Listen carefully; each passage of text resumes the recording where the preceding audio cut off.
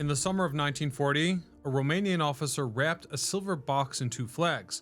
One was the flag of Romania, the other was the flag of England. Inside the box was a human heart, and its destination was a castle called Bran, aka Dracula's castle.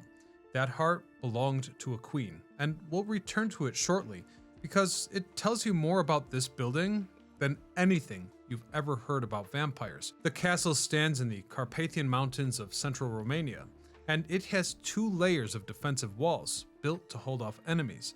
It has a secret staircase hidden behind a fireplace, sealed off and forgotten until the renovations of the 1920s uncovered it. Not to mention, in the courtyard is a well shaft that plunges 57 meters straight through the rock, and hidden inside of it is an elevator, installed so that the castle's royal residents could descend through the heart of the mountain to the park below. And it gets better. The interior hides even stranger features. And at this point, you're probably thinking that these secret tunnels must have led down to a vampire feeding chamber, right? Well, to be clear, the vampire story actually came from the mind of a man named Bram Stoker. He was an Irish writer who spent his days managing a famous London theater, and at the time, he wrote novels on the side that almost nobody read. But don't get me wrong, although he never achieved fame in his lifetime, his writing was potent. In fact, he worked among the most prominent writers and actors of his era. Hence, it was in that context that he published a horror story in 1897 about an undead Transylvanian count who drank the blood of the living. And he called this novel Dracula. And that book alone would come to define the region. And here's the twist. He never visited this castle or anywhere in Romania. Rather, he composed the story of a vampire's lair entirely from books and maps in British libraries. Yet at the same time, there was a real man named Dracula who ruled these lands centuries before the novel, and he shed enough European blood that he might as well have been drinking it. So what's the real story of this fortress? Who was the real Dracula, and how did an obscure Irish writer basically rewrite history by putting the two things together? Join me to find out as we discover what's inside the castle.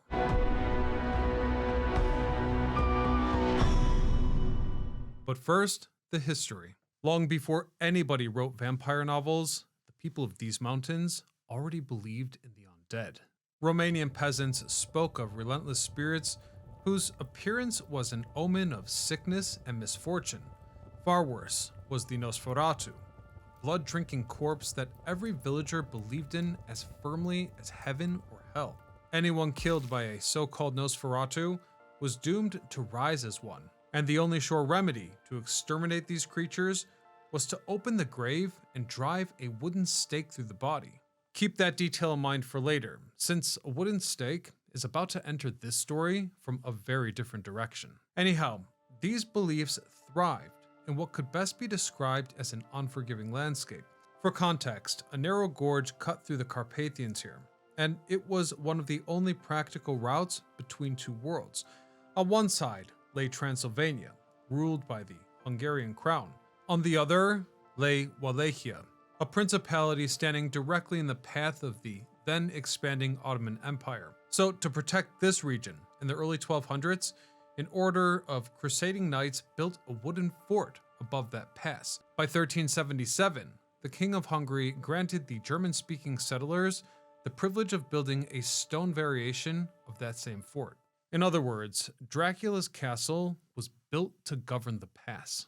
These settlers were known as Saxons, and they had turned the area into a wealthy trading city. Their crews cleared the forest on this steep cliff and raised the walls from stone, lime, mortar, and timber.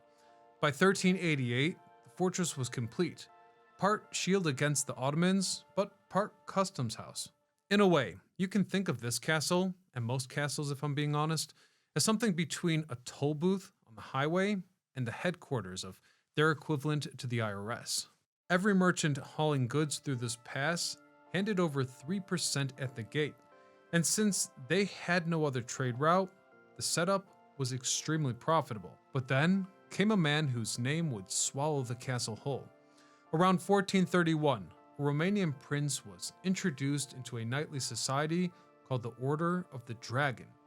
sworn to fight the Ottomans. And in the local language, he became known as Vlad the Dragon, Vlad Dracula. That same year, his son was born, and the boy inherited the name in a smaller form, Dracula. This was the son of the dragon, and he would wreak havoc. Dracula grew up to rule the region, and he ruled it through fear. Rather disturbingly, the instrument he used against the peasants was the same that was to be used on mythical vampires, a sharpened wooden stake. That's right, he actually did that to living people. He drove stakes through the bodies of his enemies and then planted them upright along the roads. According to one famous account, he raised an entire forest of the impaled just to shock the invading Ottomans into retreat, which is why historically he is remembered as Vlad the Impaler. Now, although the whole forest of the impaled thing indeed freaked out the Ottomans a little, it didn't lead to victory. Though Vlad's subjects did perceive him as their defender, but they were about to find out he was anything but. By 1459, Vlad had a problem with his neighbors. The Saxon merchants up at the castle kept raising tolls on his traders, and worse, they were sheltering a rival who wanted his throne. So at the start of that year, his army marched through Bran, attacked the town, burned the surrounding villages to the ground, and killed hundreds. Then something unexpected happened. The survivors of those attacks hit back with a weapon nobody ever used before, the printing press. It had been invented just a few years earlier, and the Saxons understood exactly what it could do. Their chronicles painted Vlad as a bloodthirsty monster and printed pamphlets cataloging his cruelty spread across Europe. In a way, this was one of history's first tabloid smear campaigns, or better yet, you could think of it as history's first cancellation. I should add that these horror stories about a real man were sold for profit. The pamphlets became some of the earliest bestsellers in the history of print. And here's the thing about print. It doesn't die. Vlad's monstrous reputation was now a product, and that product would outlive everyone involved by 500 years. In 1462, the Sultan who had conquered the Ottomans invaded Vlad's lands with a massive army, though when he reached the capital, he found it empty, except for that forest of the impaled standing outside the walls. The Sultan took one look at that and turned his army around. This was the greatest victory of Vlad's life, but between the smear campaign and his disgusting tactics, the victory ruined him. His own nobles had seen enough. Sickened by the carnage and the wrecked countryside, they threw their support behind his younger brother. Vlad fled north over the mountains to ask for the help of Hungarian kings, but to his surprise, the king arrested him, and according to some historians, spent about 2 months in detention inside the Bran Castle before ultimately being shipped off to a fortress near Budapest. Now, the hard evidence for this is thin, but those disputed weeks in a cell are the entire documented connection between Dracula and the story of Dracula's castle. After that, the castle's relevance faded.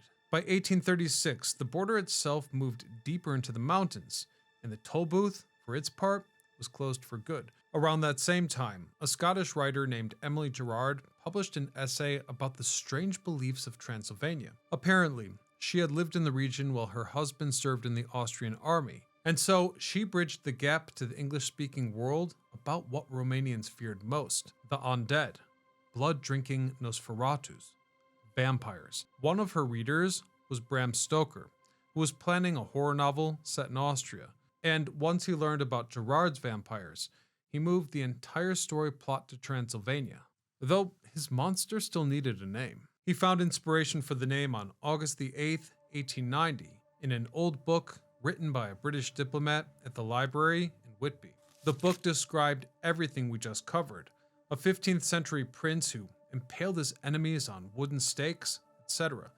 Importantly, a footnote in the book added that Dracula in the local language means devil. And so Stoker copied that word into his book, and the vampire had its name. So although the author never set foot in Romania, the novel came out in 1897 and basically rewrote history.